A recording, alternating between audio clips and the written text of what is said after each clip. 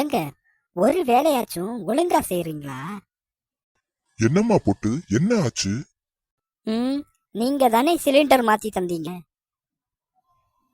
இங்க பாருங்க, இப்போ சோறு ஃபுல்லா குழஞ்சிச்சு. இதெல்லாம் அநியாயம் பொட்டம்மா. சோறு குழஞ்சதுக்கும் நான் சிலிண்டர் மாத்தினதுக்கும் என்னடி சம்பந்தம்? சம்பந்தம் இல்லாமையா இவ்வளவு நாளா சோறு குழையாம வந்துச்சு? நீங்க சிலிண்டர் மாத்துனதுனால தானே குழஞ்சிடுச்சு. சரிம்மா பொட்டு, இனிமே நீ சிலிண்டர் மாத்திடு. ஓஹோ, அப்போ இனி சோறு குழஞ்சா யாரு மேல பழி போடுறது? இப்ப நான் என்ன தாண்டி பண்ணணும்? நீங்க எதுவும் பண்ண வேண்டாம். நான் உங்களுக்கு பால் பாயாசம் வச்சு தர்றேன். போய் கறிவேப்பிலை வாங்கிட்டு வாங்க. என்னடி சொல்ற? பால் பாயசத்துக்கு கறிவேப்பிலையா? ஏய், பால் பாயசத்துல கறிவேப்பிலை எல்லாம் போட மாட்டாங்க பொட்டு. ஓ, என்னையே கிண்டல் பண்ணி சிரிக்கிற நீ. உங்களுக்கு அப்போ பால் பாயாசம் எப்படி பண்ணணும் தெரியும், அப்படிதானே? தெரியாமலா சிரிக்கிறேன்? உங்களுக்கு தெரியும்ல, அப்போ நீங்களே பண்ணுங்க. மவனை யாருக்கிட்ட பால் பாயசத்துல கறிவேப்பிலைய போட சொன்னா நீ இப்படி உளறுவேன் தெரியும்டி. ஐயையோ, இப்படி நானே வந்து மாட்டிக்கிட்டேனே. நீயா வந்து மாட்டலையா, நான் தான் மாட்ட வச்சேன். சரி, நான் ஹாலில் ரெஸ்ட் எடுத்துட்டு இருக்கேன். பாயசத்தை சீக்கிரம் ரெடி பண்ணி கொண்டு வாங்க. பொட்டமாக்கா, பொட்டமாக்கா, யார் இது தூங்கிட்டு இருக்கும்போது வந்து தொந்தரவுன்றது? அக்கா, தூங்கிட்டு இருக்கீங்களோ? இல்லடி, துணி துவைச்சிட்டு இருக்கேன். இவளுங்களுக்கு இதே வேலையா போச்சு, தூங்கிட்டு இருக்கவங்களை எழுப்புறது, அப்புறம் தூங்கிட்டு இருக்கீங்களோ அப்படின்னு கேக்குறது. என்னம்மா வேணும்? அக்கா, பால் பாயாசம் சாப்பிட ஆசையா இருக்குக்கா. அடக்கடவுளே, நம்ம வீட்டுல பால் பாயாசம் வைக்கிறது இவளுக்கு எப்படி தெரியும்? எப்படியோ மூக்கு வேர்த்து வந்திருக்கா. ஏய், பால் பாயாசம் சாப்பிட ஆசையா இருக்கு, பண்ணி சாப்பிடுடி.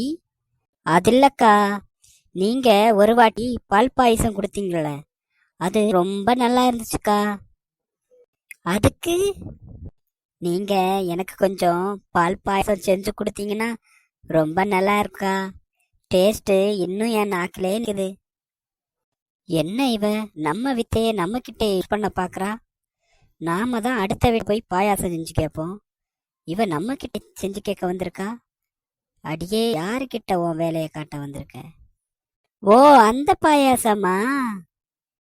அந்த பாயாசம் நான் பண்ணலம்மா, என்னோட தம்பி கல்யாணத்துக்கு மிச்சம் வந்த பாயாசம்மா அது.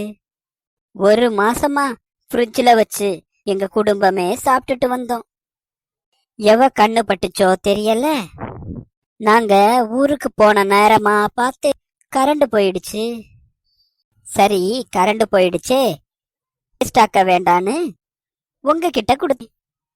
அடி பாவி, பழைய பாயாசத்தை கொடுத்து அதை எங்க கிட்டயே சொல்றியா? அதனாலதான் பாயாசத்துல லைட்டா ஸ்மெல் அடிச்சதோ?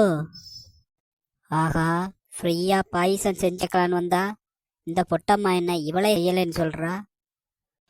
பரவாயில்லக்கா, நீங்க பாயாசம் செஞ்சாலும் நல்லாதான் இருக்கும்.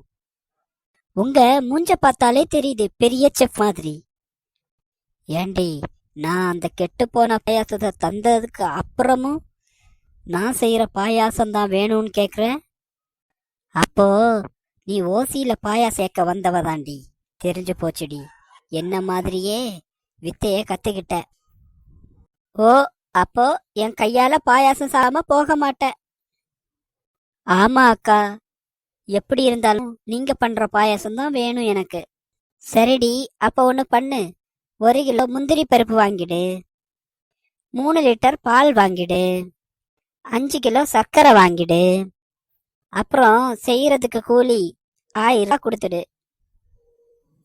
என்னக்கா இது, பொருளையும் வாங்கிக்க காசும் கேக்குறீங்க? நாம அப்படியாக்கா பழகணும்?